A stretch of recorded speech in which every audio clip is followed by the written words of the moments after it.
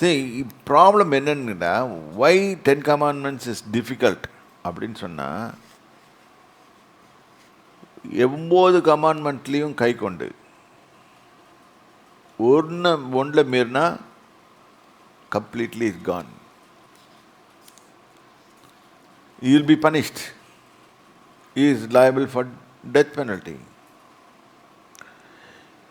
இதனால தான் இயேசு வந்தார். God never cancel the thing. Second கவர்னண்ட்டாக இயேசுவை கொடுத்தாரு. அதனால் இயேசுக்கிட்ட நம்ம சார்ந்துக்கிறோம். ஐயா, கடைக்கல பட்டணமாகிய இயேசுக்கிட்ட ஓடிக்கொள்ளுகிறோம். இப்போ அதை கொஞ்சம் விளக்கி சொல்லலாம். 11. ஏனென்றால் விபசாரம் செய்யாதிருப்பாயாக என்று சொன்னவர் கொலை செய்யாதிருப்பாயாக என்றும் சொன்னார்.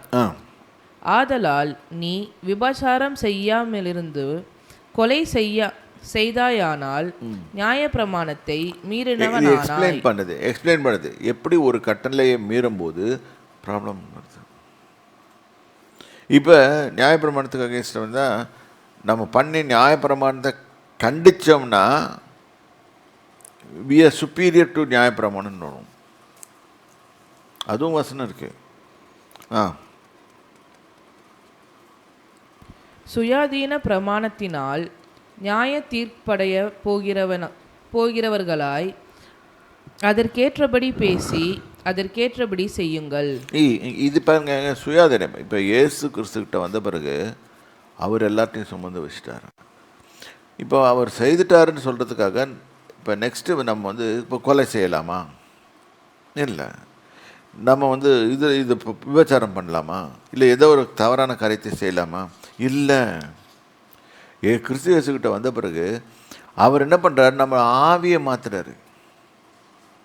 புதிய ஆவியை உள்ளத்தில் வைத்து இருதயத்தை மாற்றுகிறார். அந்த இருதயத்தில் மாற்றும் போது நல்ல எண்ணங்கள் நம்ம பாவத்தையே கண்டு அவாய்ட் பண்ணுறோம்.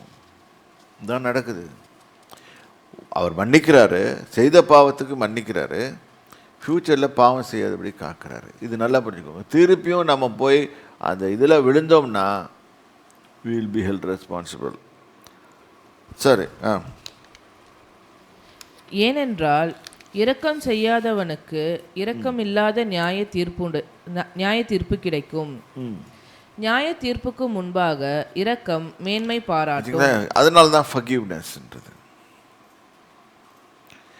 இப்போ ஒருத்தன் தப்பு பண்ணுறான், அவன் தெரியாமல் தப்பு பண்ணிட்டான், மன்னிச்சு விட்ருங்க. இல்லை, உண்மையாகவே டெலிபரேட்டாக தப்பு பண்ணான்னா அது வேறு, ஆண்டவர் கவனிச்சுக்குவார். நம்ம let us not judge, let us not be a judge. குற்றவாளின்னு தீர்க்காதீங்க அப்படின்னு போட்டிருக்கோம். குற்றவாளின்னு தீர்க்கும்போது நாமளே தீர்த்துக்கிறோம். அதனால் கேர்ஃபுல்லாக இருக்கணுங்க. அதனால் ரொம்ப ஜாக்கிரதையாக இருக்கணும். சரி, இப்போ நான் அதையும் சொல்ல இது பண்ண வரல. இன்றைக்கி வாயை கொடுத்து பேச வரேன். நிறைய பேர் வாயில் பேசிக்கிட்டே இருக்கிறோம், இல்லை? வாயில் வடை சுடுறாங்கன்னு சொல்கிறாங்க. அது மாதிரி 3ஆம் அதிகாரம் 1வது வசனத்தில், என் சகோதரரே, அதிக ஆக்கினையை அடைவோம் என்று அறிந்து உங்களில் அநேகர் போதகராகாதிருப்பீர்களாக. பார்த்தீங்களா? அப்படின்னா என்னது? பாஸ்டராகாதீங்க. நிறைய பேர் பாஸ்டராகாதீங்க. இன்னைக்கு என்ன பண்ணுறோம்? நிறைய பேர் பாஸ்டர், நான் அப்போஸ்தல், நான் நான் ப்ராஃபெட். ஆமாம், ஊழியம் செய்ய வந்துட்டேன். ஊழியம் செய்ய வரும்போதே ரொம்ப கேர்ஃபுல்லாக இருக்கணும். சரியா? அங்கே இது இருக்குது. இப்போ என்னாச்சு? போகாததாக இருக்கும். ஏன்னா ஃபஸ்ட்டு ஜட்ஜ்மெண்ட் அங்கே தான் ஸ்டார்ட் ஆகுது. எந்த ஒரு ஜட்ஜ்மெண்ட்டும் இப்போ ஆக்சுவலாக இப்போ கொத்தர் கொஞ்ச நாள் முன்னாடி சொன்னார், நியாய தீர்ப்பு தேவனுடைய வீட்டில் தொடங்குது. எதுக்குடா இப்படி சொல்கிறாருன்னு பார்த்தேன். இப்போ பார்த்தா எல்லா கிறிஸ்தவங்களையும் பற்றி வெளியே வருது நியூஸு. எல்லாம் பயங்கரமாக வெளியுது. யார் வெளியே விடுறது?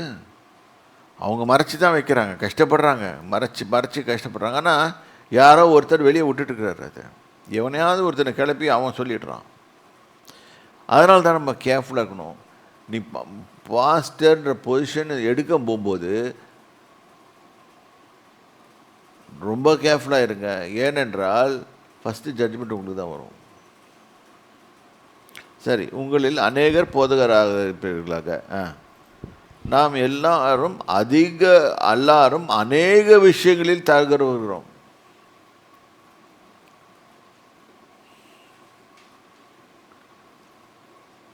எத்தனை பேர் கரெக்டாக நடக்கிறீங்க, சொன்னபடி நடக்கிறீங்க? எத்தனை பேர் சொன்னபடி நடக்கிறதில்ல?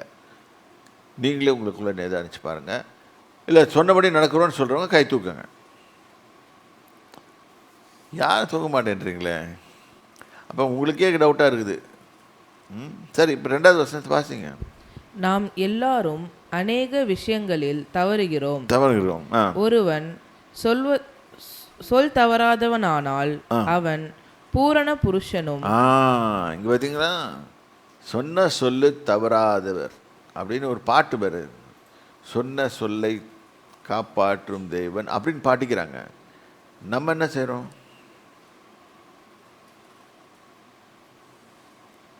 சொன்ன சொல் தவறாதவன் அவன் தான் பூர்ண புருஷன்.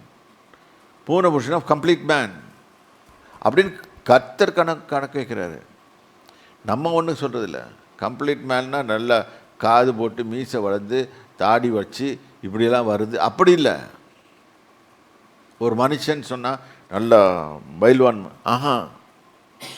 கம்ப்ளீட் மேன் சொல்கிறது சொன்ன செய்து காமி. சரி. ஒருவன் சொல் தவறாதவனானால் அவன் பூரண புருஷனும். பூரண புருஷன். இன்னைக்கு எத்தனை பேர் பூரண புருஷர்? நிறைய பெண்கள் இருக்கீங்க. இப்போ பூர்ண புருஷரும் தன் சரீரம் முழுவதையும் கடிவாளத்தினாலே அடக்கி கொள்ளக்கூடியவனுமாய் இருக்கிறான். அதாவது he is eligible to control his body. அப்படின்னா there is a link between our body and our mouth. Our mouth changes our body. Direction மாற்றி விட்டுருது. இப்போ நம்ம பாட்டுக்கு நேராக ஓட்டிக்கிட்டே இருக்கிறோம். இப்போ குதிரையை போட்டிருக்கோம், அங்கே போட்டிருக்கோம். கண்ட்ரோல் பண்ணுறது அப்படி தான் போட்டிருக்கோம், குதிரைகளை தான் போட்டிருக்கோம். அதுங்களை கண்ட்ரோல் பண்ணி வைக்கிறோம், நேராக நம்ம கண்ட்ரோலில் இருக்கணும்னு சொல்கிறதுக்காக. நம்ம கண்ட்ரோல் பண்ணலன்னா கர்த்தர் கண்ட்ரோல் பண்ணுவார், நம்மளுக்கு கடிவாளத்தை போட்டுருவார். இது ரொம்ப கேர்ஃபுல்லாக இருக்கணும் நம்ம. இது எங்கே போட்டிருக்குதுன்னு சொன்னால் சங்கீதத்தில் பார்ப்போம். ஐ திங்க் 46 வரும். 36 இல்லை, 32, சாரி. வாரினாலும் கடிவாளத்தினாலும் உன் வாய் கட்டப்பட்டாலுடைய உன் கிட்ட சேராத புத்தி இல்லாத குதிரையைப் போலவும் கோவேறு கழுதை போலவும் இருக்க வேண்டாம். அப்போ அதுங்க கண்ட்ரோல் பண்ண முடியாது. ஒரு பெரிய சைஸ் குதிரையை பிடிச்சி நீங்கள் கண்ட்ரோல் பண்ணி பாருங்கள், ஒரு மாதிரி ஆகிடுவீங்க. உங்கள் எனர்ஜி ஃபுல்லாக போயிடும், ஒன்றுமே அதை கண்ட்ரோலே பண்ண முடியாது. பாட்டுங்க அது மேலே ஏறி போயிட்டிங்கன்னா உங்களுக்கு போய் எங்கேயாவது தள்ளி விட்டுட்டு போயிடும். நம்ம பாட்டு கைகால் உடஞ்சி கிடக்க வேண்டியது. God doesn't want us to live like that. Controlled life. இஷ்டத்துக்கு வாழ்றதில்லை. அதுதான் இங்கே போட்டிருக்கு. நீ கண்ட்ரோல் பண்ணணும். ஃபஸ்ட்டு அதுக்கு என்ன பண்ணணும்? வாயை மூடணும். நம்ம எத்தனை பேர் வாயை திறக்கிறோம்? வாயை திறத்தா we get caught, trapped. ரெண்டாவது என்ன ஆகுன்னா, வாயை திறந்து சொல்ல விட்டோன்னா அதை செய்யறதுக்கு கடமைப்பட்டிருக்கணும். சும்மா இருக்கிறவனை கூப்பிட்டு நான் உனக்கு இது பண்ணுறேன்னு சொன்னால் என்ன அர்த்தம்? we are bound by that word. அந்த வேர்ட் நம்மளை சுற்றிடும். நம்ம வார்த்தைகள் அவ்வளோ பவர்ஃபுல் உள்ளது. ஏனென்றால் நம் தேவனுடைய சாயலின்படி அவர் ரூபத்தின்படி உருவாக்கப்பட்டபடியால் தேவனுடைய வாயிலிருந்து புறப்பட ஒவ்வொரு வார்த்தையும் வேலை செய்கிற மாதிரி நம்ம வாயிலிருந்து புறப்படுற வார்த்தையும் வேலை செய்யும். அதான் அங்கே போட்டிருக்கு, நீ ரொம்ப கேர்ஃபுல்லாக உன் வாயை வச்சுக்கோ, வாயை திறக்காத. ஏன் நீ உன்னோட ஃப்யூச்சரை நீ நிறைய பேர் சொல்லுவாங்க, ஐயோ எனக்கு இது போயிடுச்சு, எனக்கு அது வந்துடுச்சு, எனக்கு இது வந்துடுச்சு. சொல்லாதீங்க. டைம் டிலே ஆகுதுன்னா நல்லா அப்படி பேசாதீங்க. டைம் டிலே ஆகுதுன்னா ஆண்டவர் கூட இருக்காரு, அவர் பார்த்து முடிப்பார். அது தெரியாமல் நம்ம உளர்றோம். அப்போ பூர்ண புருஷராக இருக்க கற்றுக்கொள்ளுங்க. சரி, 3வது வசனம்.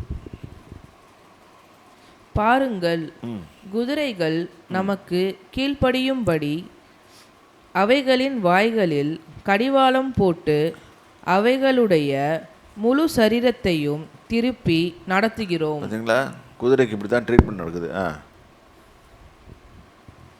கப்பல்களையும் பாருங்கள், அவைகள் மகா பெரியவைகளாய்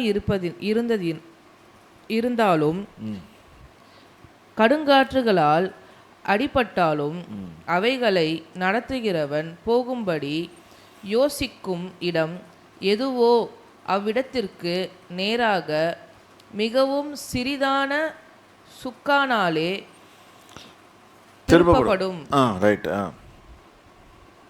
அப்படியே நாவானதும் சிறிய அவயமாயிருந்தும்